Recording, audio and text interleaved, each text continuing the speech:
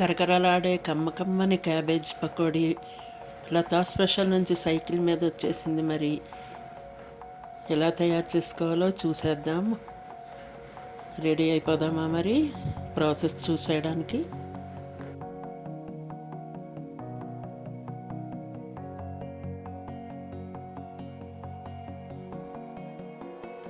ధనియాలు ఇలా semi powder చేసుకోవాలి, మరీ మెత్తగా చేసుకోకూడదు.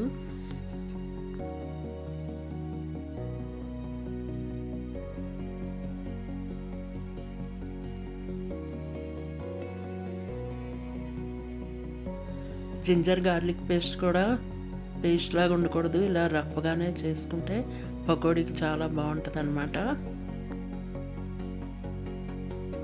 ఈరోజు నేను చెప్పబోయే టిప్ ఏంటంటే, మనం ఎప్పుడన్నా ఊరు నుంచి అర్జెంటుగా వచ్చినప్పుడు గబుక్కున మనకి తోడు చుక్క అనేది ఇంట్లో ఉండదు కదా. ఒక్కొక్కసారి మన నైబర్స్ కూడా ఒక్కొక్కసారి అందుబాటులో ఉండరు. అలాంటప్పుడు ఇంట్లో కొబ్బరికాయ కనుక ఉన్నట్లయితే చక్కగా ఒక కొబ్బరికాయ కొట్టి దానికి పెంకు ఉంటుంది కదా, అది బోర్లించి చిన్న ముక్క గోరెచ్చని పాలల్లో వేసామంటే 4 hours కల్లా చక్కగా తోడుకుపోతుంది పెరుగు.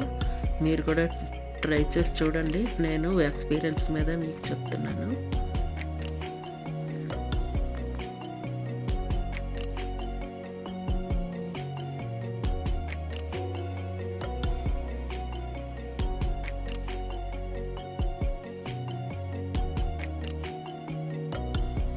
ఇప్పుడు దీంట్లో వాటర్ అంతా ఒక్కసారి పోయకూడదు అనమాట, అసలు ఎక్కువ కూడా వేయకూడదు. జస్ట్ చేతితో తీసుకుని అలా స్ప్రింకిల్ చేస్తే సరిపోతుంది. చాలా గట్టిగా ఉండాలన్నమాట, ఈ పొడి పొడిగా ఉండాలి. అప్పుడే మనకి కరకరలాడే పకోడీలు చాలా బాగా వస్తాయి.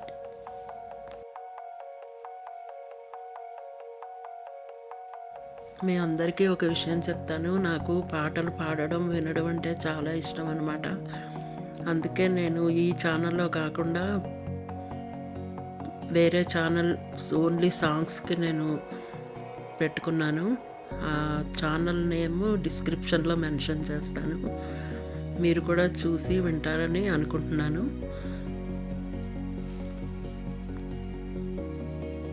అయితే కుకింగ్ అంటే ఇంట్రెస్ట్ ఉన్నవాళ్ళు ఈ ఛానల్ను, సాంగ్స్ అంటే ఇంట్రెస్ట్ ఉన్నవాళ్ళు నా మరి ఒక ఛానల్ను సపోర్ట్ చేస్తారని అనుకుంటున్నాను.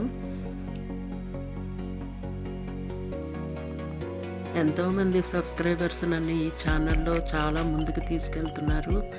అలాగే సాంగ్స్ పాడే ఛానల్ను కూడా మీరు తప్పకుండా సబ్స్క్రైబ్ చేస్తారని, ముందుకు తీసుకెళ్తారని అనుకుంటున్నాను. ముందుగానే మీ అందరికీ థ్యాంక్స్ చెప్తున్నాను. అయితే కరకరలాడే పకోడీ, కమ్మకమ్మని పకోడీ, క్యాబేజ్ పకోడీ మీరు కూడా ట్రై చేస్తారా? మరి రైనీ సీజన్లో అయితే ఇంకా చాలా బాగుంటుంది వేడివేడిగా తినడానికి. థ్యాంక్ యూ వెరీ మచ్ అందరికీ వీడియో ఫుల్గా చూసినందుకు.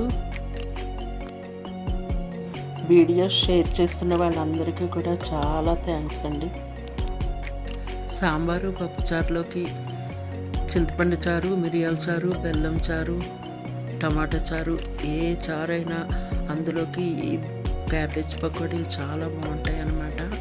మీరు కూడా ట్రై చేసి చూడండి, టేస్ట్ అయితే అదిరిపోద్ది మరి.